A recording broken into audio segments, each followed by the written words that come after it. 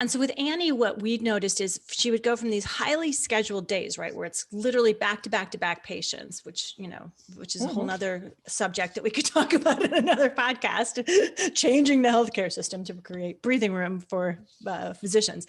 But that highly scheduled for her environment, and then juxtapose against, okay, here's your clinical day. What she would notice herself doing is what she told me is just, well, there's so much to do.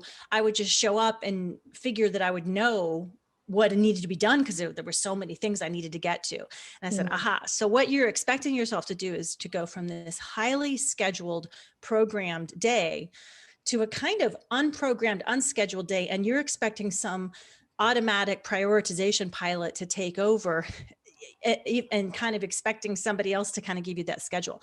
So what we did is we sat down and mapped out what are the priorities. Often the bigger research projects, the writing the paper for the presentation were the big, overwhelming, looming project. And she said, okay, well, I guess I'll schedule the first half of my day working on that big project. And all of a sudden she blocks off 4 hours. And I said, when's the last time you sat down effectively and worked on something productively for 4 hours? And she said, never. And I was like, right, because the brain's not wired to work that way, right? We have diminishing returns. The glycogen is literally decreasing as we're moving along.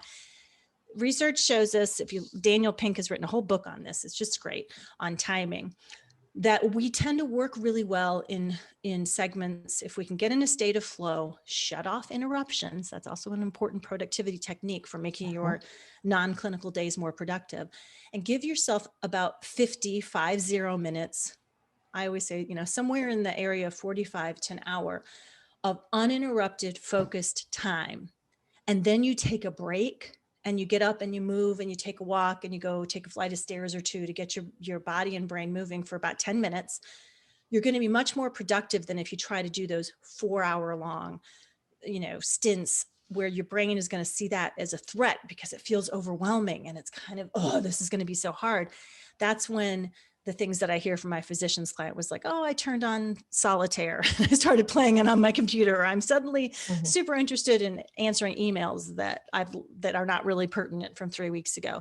So keeping that duration of focused time in shorter blocks and then breaking it up instead of just saying researching the paper that I'm presenting in Belgium, instead breaking it down specific topic wise of what you're going to research and focus on in smaller blocks of time is a really effective way to deal with those kind of long blocks of those non-clinical days. What do you have to say about that, Gabrielle? I definitely, and that whole idea of taking a break. I was reading an article recently, former President Obama was talking about his day and how that worked, and that he would attend these really deep, intense meetings over all sorts of international affairs.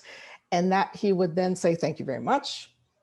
And get up, have dinner with his family, go get a haircut, hang out, go get a hamburger. And he said that time was that time for the reset. That time was that time to just be able to just digest the information, not make a rash decision right away, not reacting to anything, but really look at the decision, decide, well, what was in alignment with your values, what was important, what mattered most, and then make a decision, knowing that you can't please everybody. You can't make everybody happy, but you did the best you could. And so I take that to heart with what you said about keeping that, instead of trying to see, okay, there's this massive project that I have to get done. Maybe let me just look at 45 minutes at a time, a smaller chunk, then get up, take a break, take a walk, get some air, and instead of, let me look at my phone, let me look at, let me go play on some game, which is also very stressful because then it's like you're not really feeling you're accomplishing anything through those things. So pressing that reset button, giving yourself a break, stretching your legs, and then coming back for another 45 minutes. That, I think, tiny steps, marginal steps, incremental steps make a massive, massive difference.